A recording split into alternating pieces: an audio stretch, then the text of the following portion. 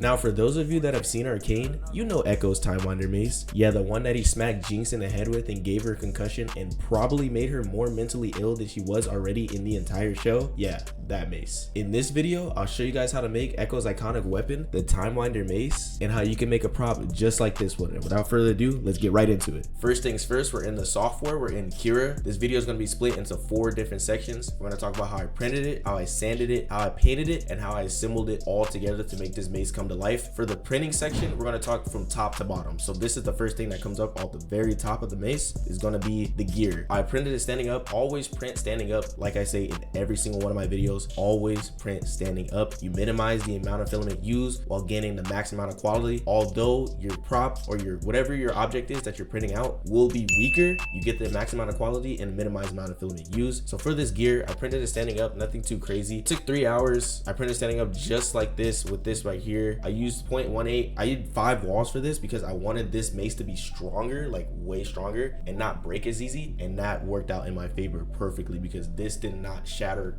no cracks, nothing like that. So I printed standing up, 3 hours, nothing too crazy. Use gyroid infill. Like I said in my other videos, I'm done with cubic subdivision because I get too many problems. I've used gyroid for here on out from the devil fruit video back in January. From January to July, I've had no problems with gyroid. So all I did was print standing up and nothing too crazy there. Just finished in 3 hours and it was done. Next, we got the main upper part of the mace where everything connects up into. I had to print it out this way. Standing up, I had no choice to print it standing up, so it was good regardless. But I had to do it where all the supports is under it because every single time I did it the other way, it will scar, it would mess up, and I'll have many failures. I think I failed this 3 times before actually getting it completed because I had it upside down, but it was nothing too crazy here. Just use tree supports. I didn't use normal supports because it doesn't reach all the way up. If you guys have a fix for that in the comments, let me know because I don't know why my supports never reach the top when I'm using normal supports. So I use tree supports. It took a day and 8 hours, 320 grams of filament. It took a while because this is like the main piece of it. And then I had scarring here, but once you put Bondo there and you put Bondo everywhere else, the Bondo mitigates all of the scarring. So always make sure you use a heavy coat of Bondo. We'll get to that in a second. It took 300 grams of filament, a day and 8 hours. If I have B-roll of any of the stuff that you guys are going to see in the printing section, I'll put the B-roll up on the screen. If there's no B-roll on the screen, that means I didn't take any film of it, but that's it for this. Next, we got the actual holder piece that you can see right there that actually holds the little clock together and make sure everything's secure in place. For that, I had to lay it flat. I could not print that standing up. Also, I did not want to because it would be way weaker and way too fragile. And both of them, they're both the same. You can flip them on both sides. So there was 2 of them. Printed them the exact same way. I printed this with 5 walls. Everything for this mace is used with 5 walls because this mace would have been way too weak with 3 walls. It would have snapped. It would have broke. So I made sure everything had 5 walls. I did not use 0.18 layer height for the details. I used 0.2 because it doesn't really have that much detail in it to have to use 0.18. All I did for this was lay it flat. It took about 30 minutes, I'm pretty sure, to make it. It wasn't too long for both of those, and that was it for that. Next, we got the little center pieces here. Basically, what these pieces are is to make sure the little middle piece that connects everything together, it makes it not look as ugly. So we have those 2 pieces. These were really easy to print out. I printed them standing up. I had them going both because it wouldn't make sense to print one at a time. So I had them both going. They take 30 minutes a piece, but it took an hour and 16 minutes together, as you guys can see on the screen. All I did here was have them print standing up, nothing crazy. Had the support in the back, had the supports on the bottom, and I just one-shotted them. Nothing crazy there, and it's really simple. Now we have the main wheel. Oh my God, was this a pain to make. I printed this at least, I think, 6 times because it kept messing up over and over and over again. Now let me show you guys. This is the support pattern that it makes. Now Ekko's wheel is such an odd design, and the modelers who made this design, they had no choice but to obviously make it the exact way, but it's such an odd design to print out because you have all these little holes and these circles, and it's a peculiar design to say the least. So all I did was I printed it standing up, stayed true, always print standing up. It failed multiple times because it has to connect like that. You see how it's open right here and it has to connect? It failed multiple times because it couldn't make that connection when I rotated the wheel. I had to find the right rotation, and it took me about a few tries to find that rotation, but once I did, it printed it out. It still had a lot of scarring, so I had to use a lot of post-processing to actually get it done and get it perfect. But I was glad once I got it done. I one and done it because I think if I would have printed again with the exact same settings, it would mess up. That's how irreparable this is. Like, it can't do it over and over and over again. It will mess up if I had to do it again. So this took me a long time, and I had to wait 20 hours for it to even complete. So once it got to like hour 6, I think it was like around the middle, yeah, around hour 6 is where it kept failing over and over again, and I had to keep redoing it, wasting a ton of filament. I did not love making this. That's all I'm gonna say. I did not love making this. And now last, for the upper portion,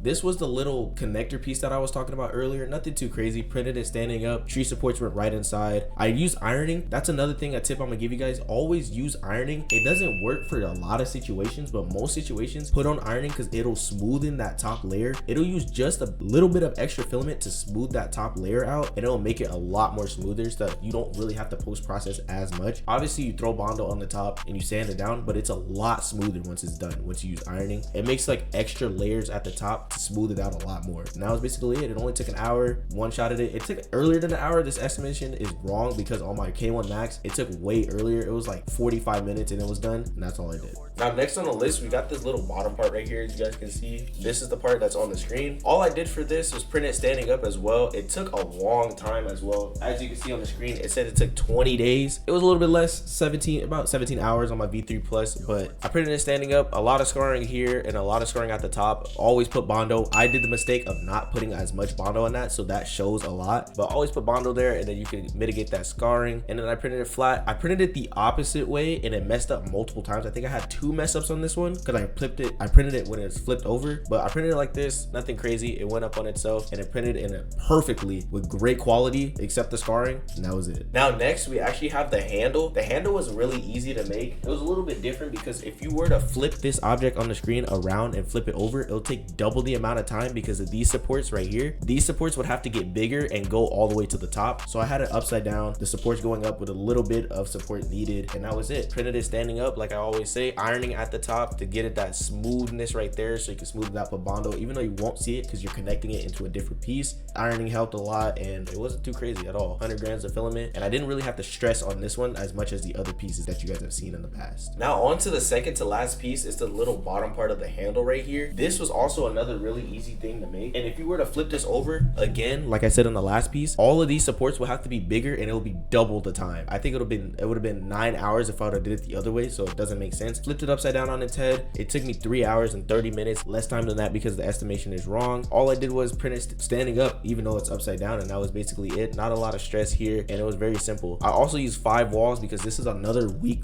piece. If you were to use 3 walls, that would have probably snapped. The handle would have snapped, so I used 5 walls in this, and that was already it. And now for the last piece, this poem piece right here. This I had to lay it flat. I had to lay it flat. There was no other way to lift it standing up. It just wouldn't make sense and it'll have a lot of scarring, so I had to lay it flat. The quality dropped a little bit, but the ironing helped a ton on this. Look at all this ironing. The ironing just smoothed it out so much, and I used a lot of Bond on this to actually really smooth it out and make it come together, so I didn't really mind. And it's way stronger because it's flat on its belly. It's way stronger. Only took 2 hours and 30 minutes. Went standing up. As you guys can see, it just goes straight up on itself and develops, and now it's all for the poem. So you just went through printing everything out, you got everything done, you went through the trials and tribulations and failures of actually getting everything done. Now you may be asking, how do I finish this prop and make it actually look presentable without any layer lines? I got y'all. If y'all are watching my last video with the Ekko's mask, you know I got a new method. Shout out to my brother, shout out to the dude who made it. I'm gonna put him up here and in the description because he's so goated for telling us his method. I got y'all with the new method. You're gonna start off with 80 grit sandpaper. Let's let that focus. 80 grit sandpaper, sand. Now you can go from 80 to 150. I recommend you I like to just go from line to line, so 80, 120, 150. You can't skip 120 because 120, 150 are basically kind of like the same, but you can skip that and go straight to 150, or you can hit the 120 as well. I really recommend you hit the 120. That's what I do. I mean, you don't really have to. I recommend you do if you want that sense of security. You don't have to. Then you go to 150, and once you get to 150 grit sandpaper and you're done sanding, boom, boom, boom, you're going crazy, you're sanding everything down, you want to stop. You want to stop at 150. Wash the print. Always wash your prints. There's going to be a lot of dust flying around. There's going to be a lot of grime on your print. Wash it down. Once you're done washing it down, you hit it with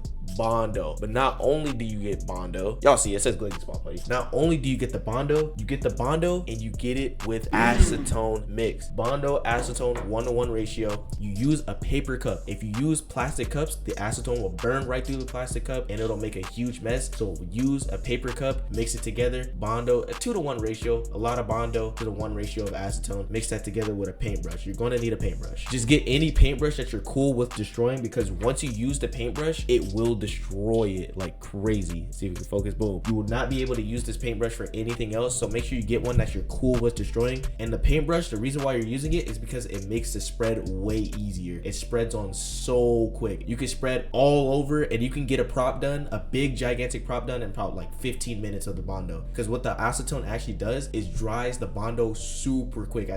Almost as soon as you put the Bondo onto the print with the acetone, it'll already be dry. And as for the paper cups, I forgot to show y'all, these are the paper cups that I actually use, because once you get done using a paper cup, you won't actually be able to use it anymore. So I recommend you get multiple different paper cups in like a pack like that. Get it from Target, any home appliance store, Walmart, you can get the paper cups from. Once you're done with the Bondo, acetone, paper cups, all of that stuff with the paintbrush, most of your tools and stuff in your workplace will be very messy. So I highly recommend, if you have a workplace that you're working on, like the garage or something like that, or if you're working on it in your room, I recommend you like quarantine zone it off with like paper towels and stuff, because the Bondo and the acetone, it liquefies the Bondo and it gets everywhere. And once that Bondo actually dries to whatever it touches, it's done. It will take a lot of effort to take it off. So I highly recommend you make sure you have a good area to work on it on, or make sure you keep your area clean. Now once you're done with that step, you want to go back out and sand with the 240 grit sandpaper, aka my go. You get the 240 and you sand like crazy. Sand. Make sure you get all that Bondo sanded down. If you did use the Bondo and acetone, you could also use full strength Bondo, because the Bondo and acetone is a weaker fill than full strength Bondo, so you can also combine it together. But once you're done with that, you hit it with the 240, you go crazy, you sand it as smooth as you possibly can get it, then you stop again, you wash your print again, then you're moving on. Once you move on, you hit it with filler primer. If you've been watching my videos for a while, you know that I like to use Rust-Oleum filler primer. You know, a lot of people use Rust-Oleum filler primer. It's the regular primer. I know a lot of people, like Frankly Built, uses Duplicolor filler primer. I have not tried the Duplicolor filler primer yet, and I know it's probably really good if Frank's using it and recommending it, but I just go with the regular Rust-Oleum filler primer. It's done the job many times before. I've used the 2-in-1 filler and sandable, but I've never thought about sanding down regular filler primer. I don't know why I never thought about just sanding that down. So once you hit it with the filler primer, make sure you get a good couple of coats on there. Filler primer dries very quick, especially the Rust-Oleum filler primer. It dries very fast, so you don't need to worry about that. But make sure you use multiple coats of the filler primer. Make sure every single one of those layer lines are filled in. You want it all to be filled in. You want to see no layer lines. You want to see just pure gray. And once you're done with that, you get it. Once you make sure your filler primer is dry, you want to go back out again and wet sand. Now, when you wet sand, do not wet sand too much. Get yourself a 400 grit sandpaper.